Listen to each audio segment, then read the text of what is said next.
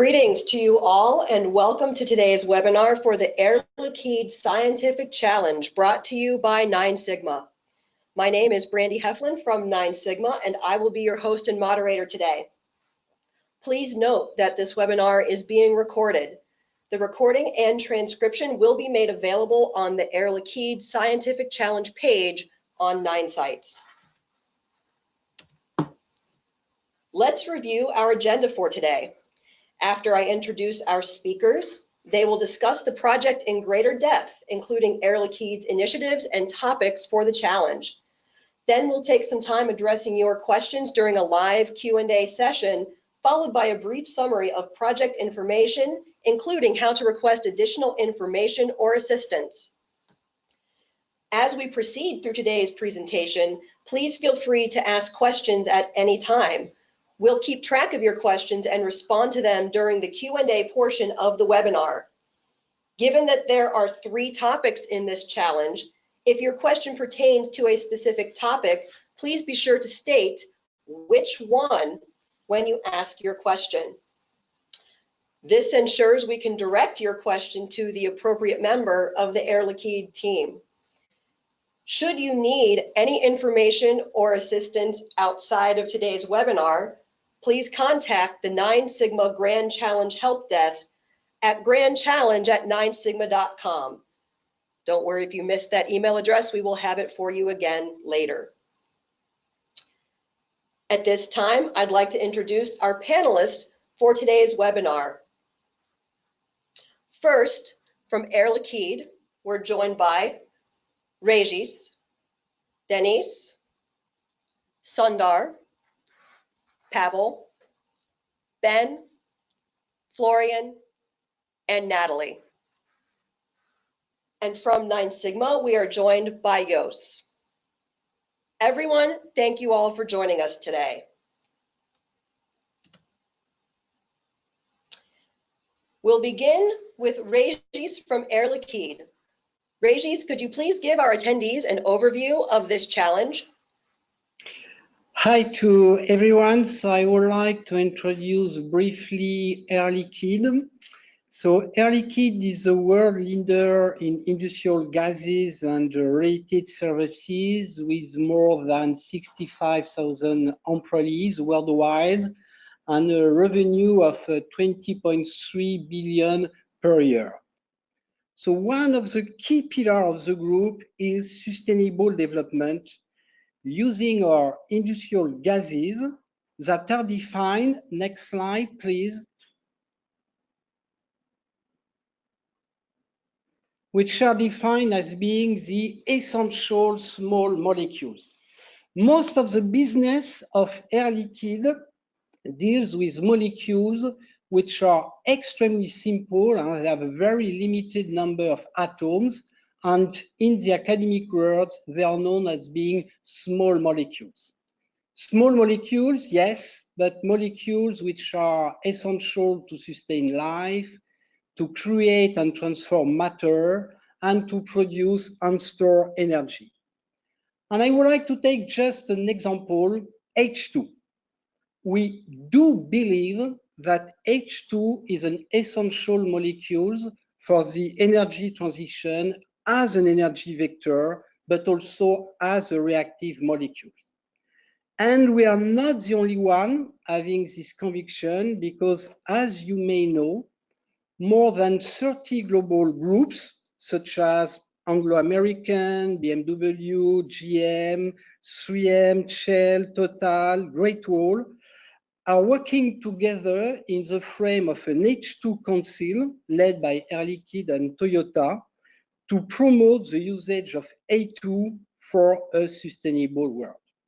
So this is one example with H2, but clearly all the proposals that you are going to submit have to be linked to these essential small molecules, their usage, and the proposal related to their unique properties. So next slide, please. So a slide on innovation, just to pass the message that science and innovation are really in the DNA of the group. In fact, Air Liquide has been created in 1902 following a great scientific breakthrough. So this is something that we have not forgotten. On top of that, we do believe also that we need more science to innovate and to address the current societal challenges, such as the ecological transition. So our goal within this challenge is really to identify breakthroughs at all TRL levels that we can transform into a technology through a long-term collaboration. And since sustainability is a key topic for Air Liquide, this year we have selected 2 domains: improving air quality for the people and preventing climate change for the planet. So next slide, please. So this slide is for giving you the results of the first challenge that we launched 3 years ago.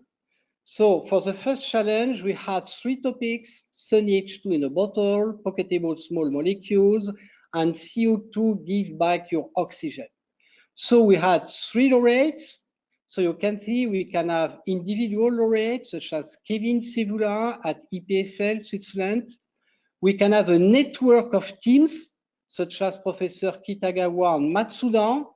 We are used to work together in Kyoto and Nagoya University, or teams like the one which has been the laureate for the 3rd question, and which is the Seniorest University of Diderot team. So with all these teams, we have developed a long-term collaboration. So it means that we are collaborating with this group now for 3 years, and we are going to continue. So this is really the spirit of the challenge, to develop long-term collaboration, and it's really a collaboration between these academic teams and Air Liquide. So next slide, please. So now I think that it's time to present the first topic. Correct. Thank you, Régis. Next, we'll turn to Natalie to tell us about topic 1, lower CO2 H2. Natalie? Yes, so thank you very much, Régis, for the introduction, and hello to everyone. I'm very glad to introduce today the first topic of the new Air Liquide challenge. This topic is related to hydrogen production. As Régis highlighted, hydrogen is really at the heart of Air Liquide's strategy for energy transition. We are convinced that green hydrogen will be the key molecule to achieve a more sustainable world, and it will, as far as it will be used for energy storage, for mobility, and also for industrial application.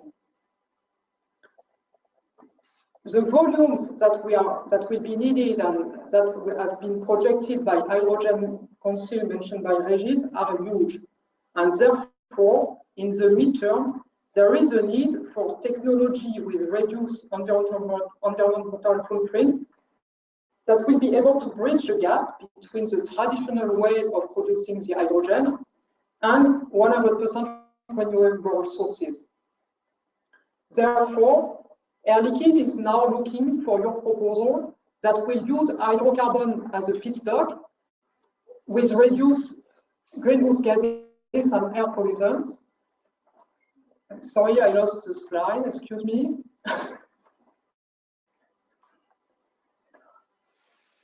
So, excuse me. So we are looking for a proposal using hydrocarbon as feedstock, but that will also reduce the release of greenhouse gas and air pollutants. For example, solution requiring lower temperature, lower energy input, or requiring lower water use, lower, simpler system, but that will be also safe and cost effective. What is out of scope are processes which do not significantly decrease the greenhouse gases or the pollutants, that are not competitive on hydrogen production yield or scale or economics, or basically with lower conversion of feedstock, that use expensive or scarce material, or that will use or lead toxic byproduct. So you will have the opportunity to ask questions in the chat just after. Thank you very much for your attention. Thank you, Natalie.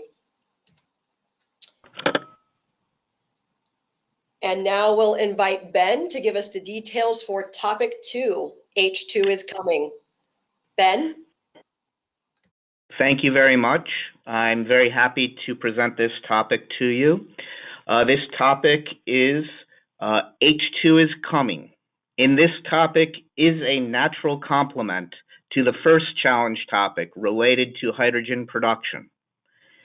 In order to utilize hydrogen as a clean energy source and a reactant, we need to develop the processes, the industrial processes that will utilize hydrogen as an alternative to currently used fossil fuels in those industrial processes.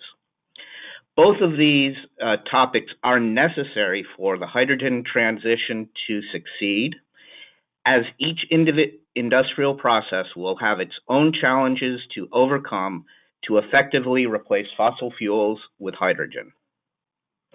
So the objective of this second challenge topic is simply how to use hydrogen to avoid greenhouse gas emissions in currently utilized fossil fuel-based industrial processes.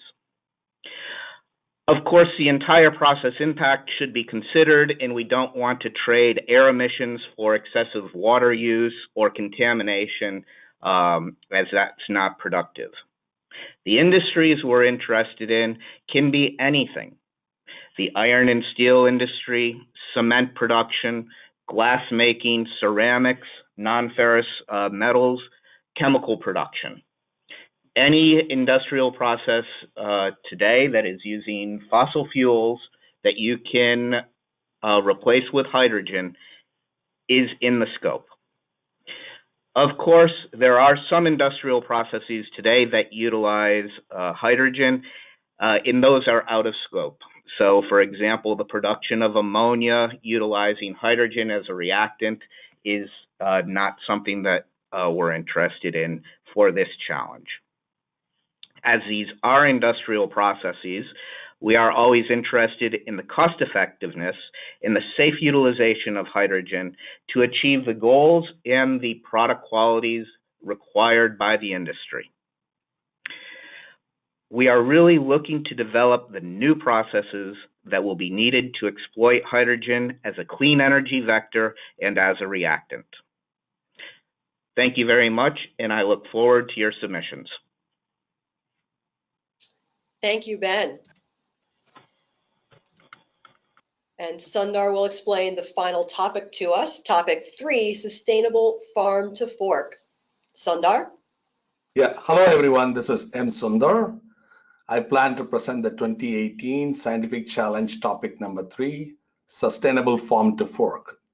For those of you who are not familiar with the term farm to fork, it simply means the value chain with two bookends, farm on one side and fork on the other.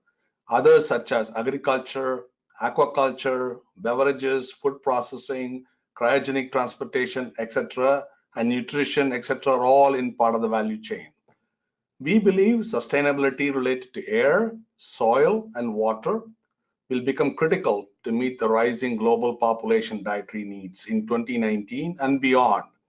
Hence the motivation for this topic number 3. In summary, we're looking for proposals that will address the sustainability challenges, role of essential small molecules, which is obviously the main interest for Air Liquide, and also related to farm to fork topics. We're looking forward to your proposals covering all these 3 aspects as shown in the Venn diagram on the right. Thank you all for listening and looking forward to your proposals. Thank you. Thank you, Sundar. Turning now to Jos with 9 Sigma. Could you share with our attendees some additional details about this challenge? Yes, I'm pleased to do so. I will start by saying that more topic details have been specified in 3 request documents that you can find on the Air Liquide Grand Challenge page under the Resources tab. I advise you all to consult these documents for more relevant information on the 3 topics And there is also the terms and condition document that is relevant for the entire challenge. On this slide, you see the monetary part and you will see that it includes two elements. First, there are the scientific prizes of 50,000 euro per laureate. Up to 3 entries will each be awarded this prize of 50,000 euro. They will be selected from across all 3 topics, and the 3 best submissions will be awarded, independent of which category they are submitted to. Next to that, these prizes will be complemented by a subsidy pool that Air Liquide wants to negotiate at their further discretion. R&D grants to jointly develop promising technology for a total of 1.5 million euro will be offered. Next slide, please. On this slide, you see the timeline of the scientific challenge. The challenge is already open for submissions for more than a month. It started in June 25. Very important is a deadline of 20 September. On that date, September 20 at 5 p.m. Eastern Time, that's a time that is applicable in Cleveland, Ohio, that at that moment the response button will be removed from the challenge website.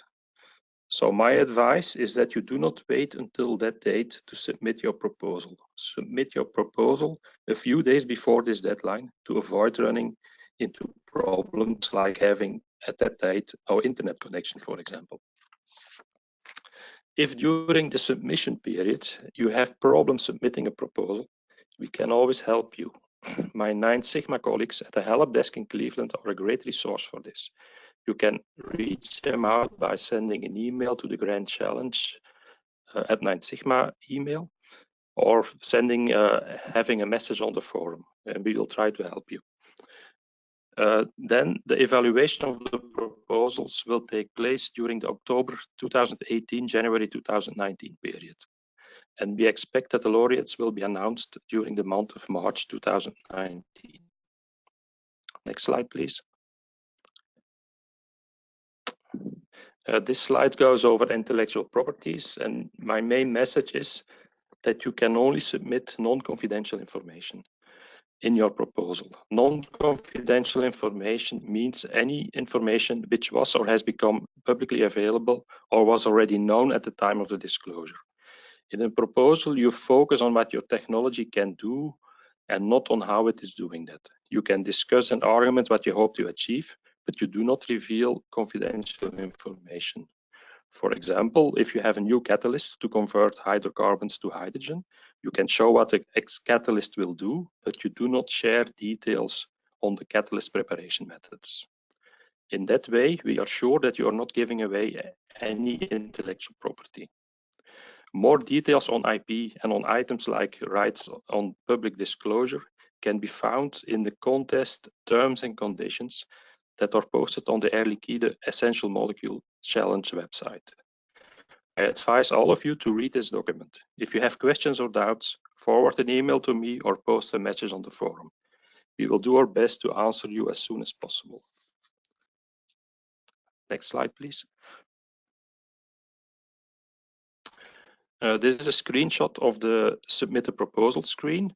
You can see that you can start a draft and save it for later use, for editing, and when you're ready, you simply press the submit button. You can add all info in this online submission form, but you can also use attachments. When writing a proposal, be as compelling as possible in terms of performance of the solution you have in mind. Next to a non-confidential description of your technology, include information on yourself, the team you represent, the scientific experience in relation to the topic, and include relevant articles, for example. Next slide, please. All right, thank you, Joost, for that information. It's now time for the frequently asked questions. These are questions that have already been asked via the 9 Sigma Provider Help Desk or questions about 9 Sigma projects in general. Our first question here, I am not sure my approach is within the scope of this challenge. How can I get guidance? So you can get guidance by sending me a message or go to the forum and ask and say what you want to achieve. So we will look at it. We will read the terms and we will read the challenge criteria, and if needed, we will ask people from Air Liquide to give their view on the scope of the challenge, and they will give you guidance on if your idea or your technology is within the scope of the challenge. Okay. And just to be clear, all the information I submit needs to be non-confidential? Yes, I already mentioned that because it's very important that everything is non-confidential. So you, as I say, you explain what you want to do. You do not exactly say how you're going to do it. That's for later when you are hopefully selected as a laureate, and you can, under secrecy agreement, explain more on the confidential part of your technology. Okay, thank you. Now we'll open up the session to questions from the audience. Please continue to submit your questions through your Q&A chat box. This is an excellent opportunity for you to pose your questions directly to our speakers. We'll take the rest of our time today to answer them live. If we don't get to your question, don't worry, our Q&A session is being archived and will be made available on the contest page. And remember, if your question pertains to a specific topic, please be sure to include the topic number with your question. We already have quite a few that have come in, and we're thankful for that. So let's begin with a question for Air Liquide. If I am one of the winners, do I have to spend the 50,000 euros on technology development? So Regis speaking. No, this is, I would say, an award. So really, this 50,000 euros is for the laureate. So you can have a team, so you can share this 50,000 euros among the team. Or if you are an individual contributor, the 50,000 euros are for you. So you have not to spend this money for developing the project. We have created this scientific prize, Air Liquide scientific prize. So you will have it, and then we will have a discussion, which is a classic discussion to define the scope of the contract and the collaboration that we will develop with time. And once again, this is where we are going to discuss IP, and we will agree on the term of the collaboration. Okay. We will stay with Air Liquide. Our next question, do you include air quality monitoring in one of the three topics?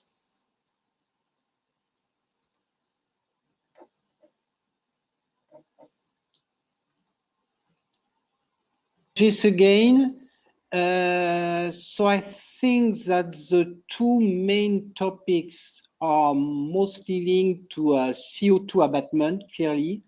But as said by Natalie, Ben, and also mentioned by Sundar, we are not going to select a technology which will reduce CO2 emission, but which pollute air, clearly. So monitoring of air quality can be part of the project, but really we will take not a full life cycle assessment into account, but we will take, I will say, several criteria. So CO2 emission reduction is perhaps the most important one, but it will not be the only one. Okay, thank you. We have a question regarding topic 1. Is electrolysis within the scope of the first topic? So maybe I can answer. So this is Florian speaking. So it's not in the scope of the topic because we are clearly targeting production of hydrogen from hydrocarbons and not from water. But one thing you can consider is, of course, that electrolysis is one of the benchmarks that you need to compare your solution to. Okay, thank you. And we also have a question here regarding topic 2. Is steel within the scope of the second topic? Yes, very much so. The steel industry is one of significant contributors to CO2 emissions. So the processes that can be developed using clean hydrogen to reduce the CO2 emissions is very much within the scope of this second challenge. All right, thank you, Ben. And a question about topic 3. Are you interested in alternative proteins where your molecules could play a role? Absolutely. As long as there is a role for essential small molecule, yes. All right, our next question. Is the challenge about developing a new prototype or using an existing prototype with improved effectiveness? We didn't have a topic specified here, but this may be an across the challenge question. Could you please repeat that question? Sure. Is the challenge about developing a new prototype or using an existing prototype with improved effectiveness? Okay, so Regis, I can answer to this question. We are open to all TRL. So it means that we can have a low TRL proposal really based on the scientific breakthrough, but we can have also high TRL proposal, which can be more the development of an existing technology. Certainly, we are open this time to all TRLs level. Right, thank you. And Jos, we have a question for you now. Is the challenge open to all organizations, universities, and private industry and subject matter experts?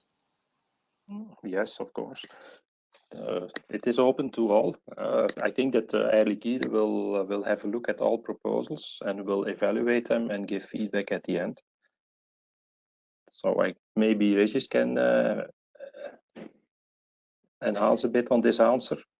Yes, it's completely open. For the next challenge, we had around 75% of the proposal coming from academia and 25% from private R&D and startups. Okay, certainly the evaluation, we have some criteria for the evaluation, and the evaluation is going to be fair for proposal coming from academic teams and also from startups and private R&D. Certainly, it's open to everyone.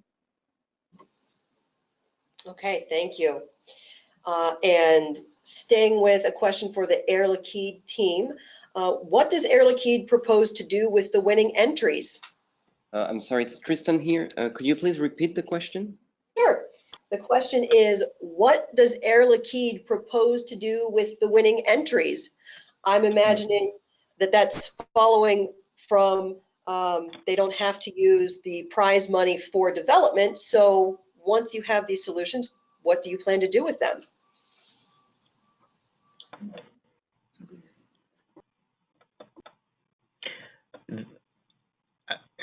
I can try to answer that. We want to develop a collaboration with the winners to advance the technology. As Regis mentioned, each of those collaborations, the terms and conditions on exploitation and IP will be discussed with the winners, but we want to advance the winners' technology so it does become a solution for Air Liquide that Air Liquide can use, as well as deploy for the benefit of the environment. Okay, thank you. We have a question regarding topic 1. Are intermediates such as methanol, ammonia, and urea as feedstock within the scope as well? So this is Florian speaking. So actually these intermediate molecules, they are within the scope, but the point is we are targeting production of hydrogen from hydrocarbons. So if you have a solution that uses these intermediate molecules like methanol or urea or something, you need to take into account in your evaluation that you also need to produce these intermediates from fossil hydrocarbon sources, which means that if you want to elaborate on the environmental benefit and maybe the economic benefit, then you need to take this extra production step into account. But of course, we are open also for using these intermediate molecules as a feedstock for your technology. Okay, and staying with you, Florian, is biomass included as feedstock? So this is something that is, let's say we decided to keep it out. So in the terms of conditions and the description of the topic, we said that the feedstock needs to be composed of hydrogen and carbon, which means we are not targeting biomass, which also has oxygen in there. And the point is, for the time being, we are looking for really intermediate solutions that can bridge the gap between today and, let's say, future scenarios where we produce hydrogen exclusively from electricity and biomass, maybe.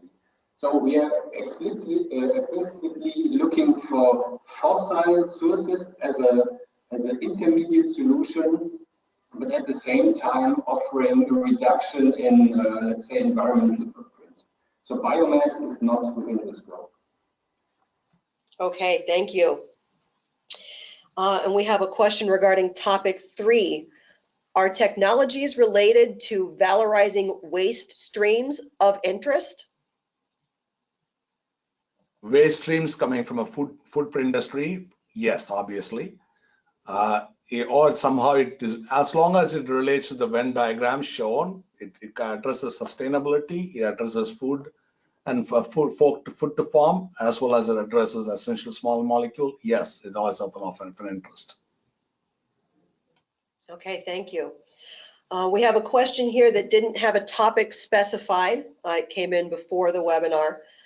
Would a new method of producing hydrogen by direct decarbonation of mixing CO2 and methane be of interest?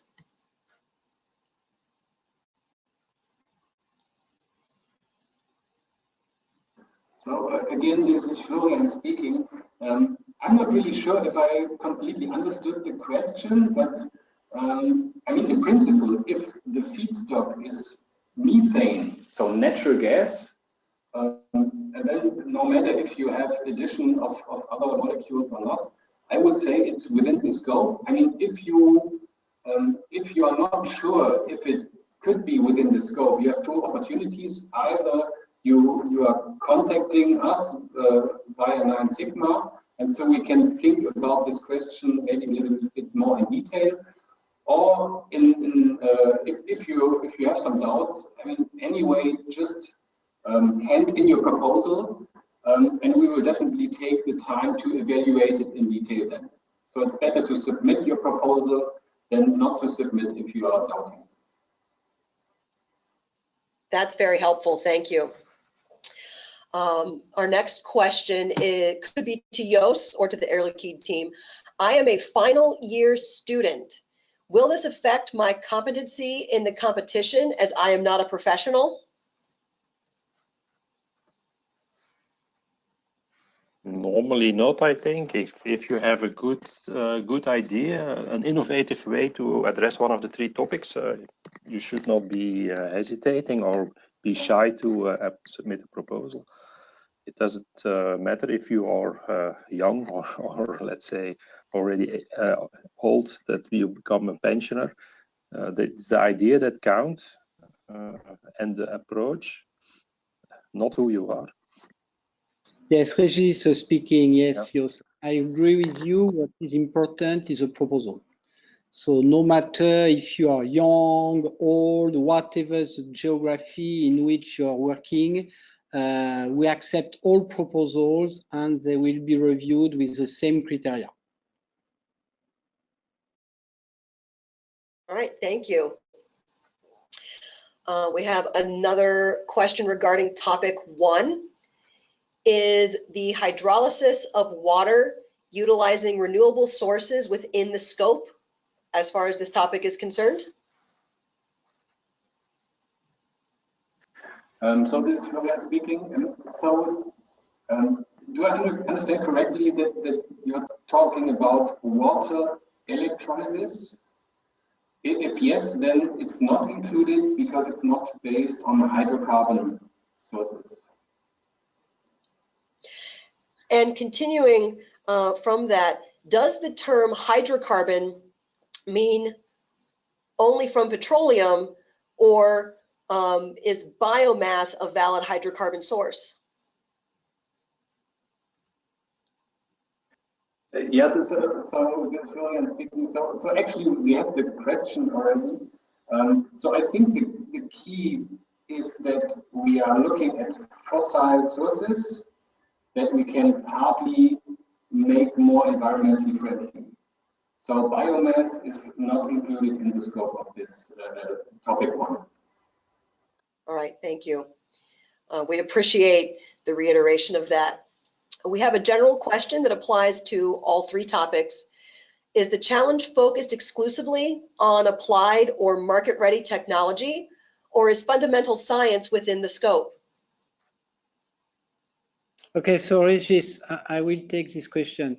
So I think that I already partially answered to this question. We are open to all TRL proposals. So it means that we can select really a basic idea that TRL3, which will be really a scientific breakthrough, if we believe that we can transform this scientific breakthrough into a technology. Or we can select a high TRL level proposal in which I would say the time to market will be shorter. So TRL, I don't know if everyone is familiar with this concept. This is a technical readiness level. So 3 is when you have demonstrated that the concept is working, so in a lab. So clearly this is typically in academic teams. 6 is when you have a pilot, and 9 is when you are on the market, okay? So really we are open to all proposals from TRL, I would say, not 1, but at least 2 or 3, up to 6, All right. And we have a question that relates to questions that have been asked, but is a little more specific. Exactly what kind of system are you looking for?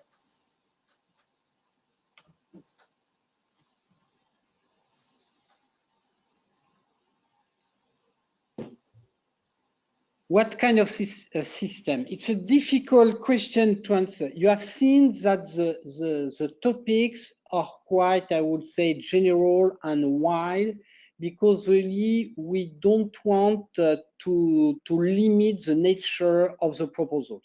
So really, once again, we are open to any kinds of proposal, and then we will have an internal assessment to select the proposal that are making sense for us. And just to be very clear on the process for selecting the laureates, at the end, we'll have a committee gathering specialists, experts from Air Liquide. So normally we'll have 3 to 4 fellows in this final committee, and we will have 2 external experts for representing the academic world. So last time we had Professor Vivian Yam, who is a professor in Hong Kong University. She's a member of the Chinese Academy of Science and American Academy of Science. She was laureate of the L'Oréal UNESCO Awards, and Jean-Marie Laine, who got the Nobel Prize in Chemistry. So you will see the final laureates are going to be selected by such a committee in which we have experts from Air Liquide and high-level external experts who are well recognized in the academic world. Thank you. And along those same lines regarding the challenge jury, how deep should respondents go into the scientific description of their technology?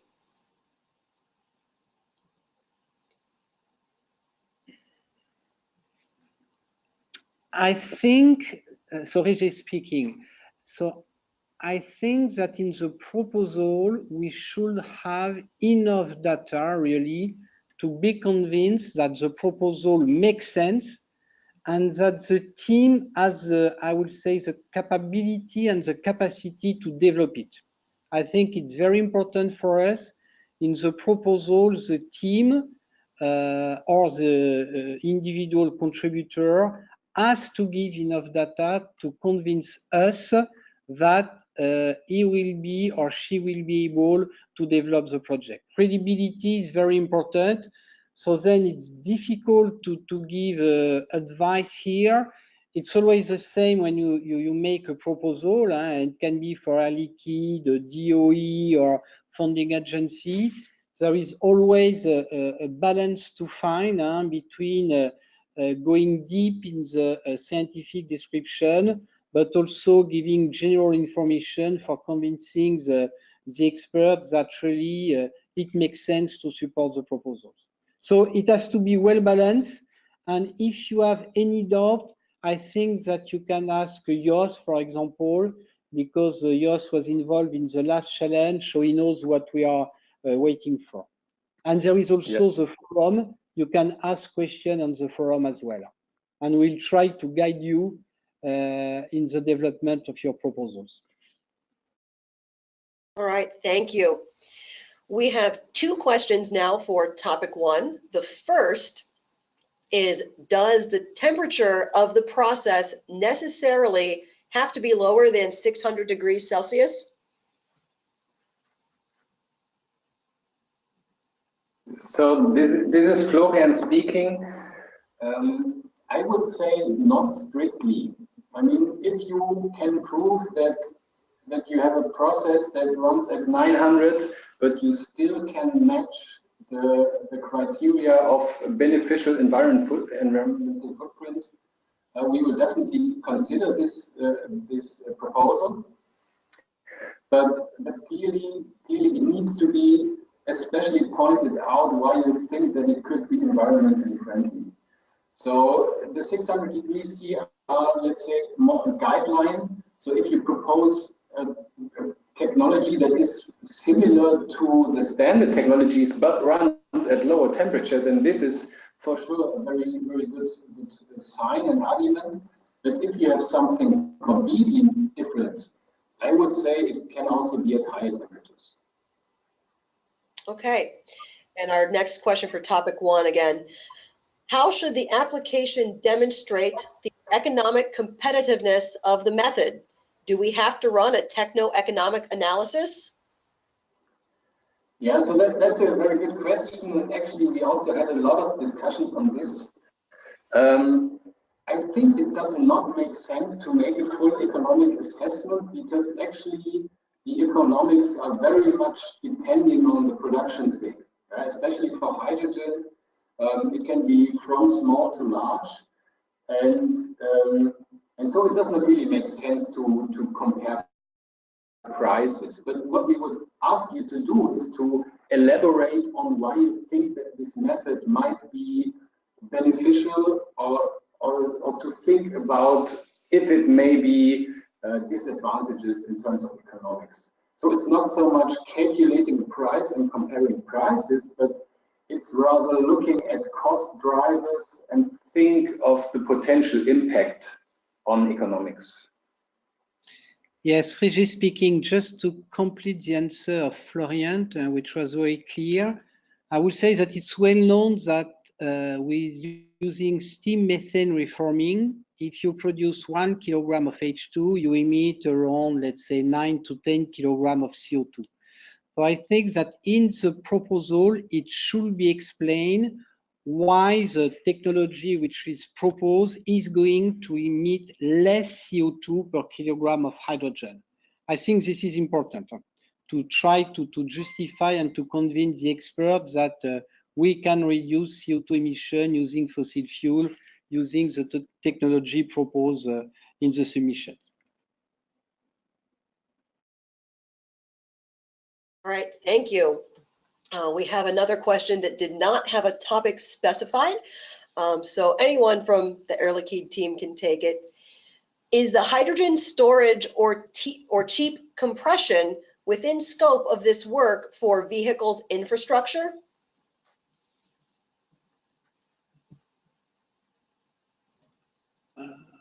So Regis, but anyone can answer. I think that this is not in the scope of the challenge. Ben, Natalie, can you confirm for your topics? No, I confirm. I don't consider it to be in the scope of the challenge of the topic number 1. Maybe I can also comment this Florian speaking. So I would say if it's only the compression, then it's not within the scope. But if you have a smart solution to integrate a very efficient compression into your process, or if you can propose a process that can save a compression step, I think then it might be within the scope. I think, Florian, your comment is very pertinent. Compression by itself, probably not, but integrating that compression into the process, perhaps. All right, thank you. Our next question is regarding topic 2. Is the improvement of the methanation process a subject of interest? Ben, you can take this question. It was the methanation process? Yes. It's not immediately clear to me how it would, but as long as it is a chemical process utilizing hydrogen in the chemicals process, perhaps. But phrased like that, I do not see the application. Okay, and Ben, we're going to stay with you for another question. Could a new industrial process which uses hydrogen to make a bio-based product qualify? This would lower greenhouse gas emissions through the use of bio-based feedstocks which took in CO2 during growth. I would say, based on that description, yes. If it's a new process replacing something that's being done utilizing hydrogen, it fits the criteria. All right, thank you. Our next question goes back to topic 1.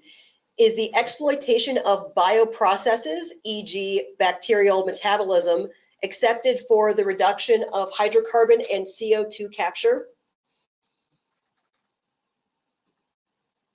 Oh, Natalie speaking.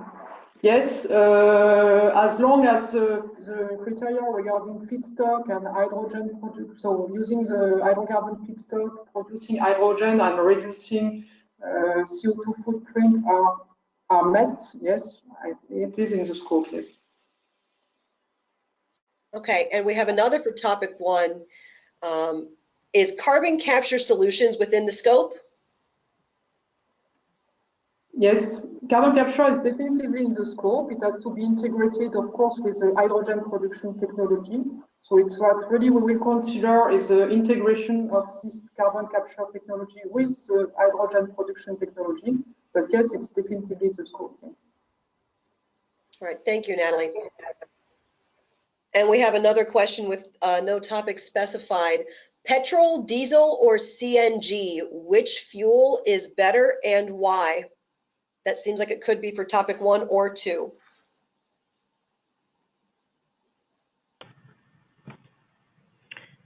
At least from a topic 2 perspective, I don't believe we have a preference. Yeah, so, yeah, sorry. If it's replacing one of those fossil fuels, it fits scope, and it's the impact in innovativeness that will be judged. Okay, so I can also answer to this. So this is Florian speaking. So also for topic 1, there is definitely no preference. Although I have to admit that, of course, our benchmark today is based on natural gas. So if you are proposing something based on, let's say, diesel or residues or something, then it might be more challenging to to get or to compete with the target to reduce the footprint. Because our benchmark is SMR, so if you start with something more challenging in terms of carbon footprint, then it might be more challenging. But if you have a clever solution, sure, it's welcome.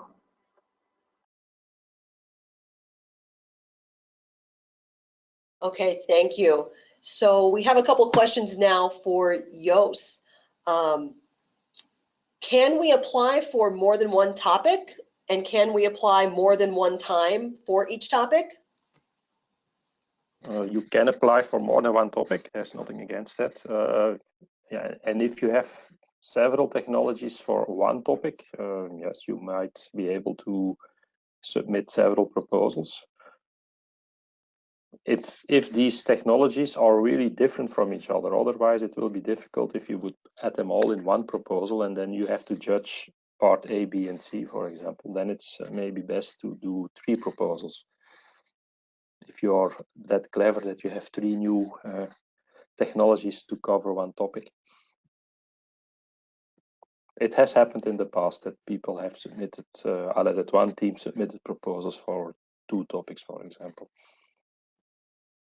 All right, thank you for clarifying that if someone has multiple techniques, they may want to consider multiple proposals. And our next question for you, Jos, can the submission be done as a group? Yes, of course, you can submit as a group. So you need to have one team leader with who we will be in contact, but you can add, and you should then add the names of all the people in the team.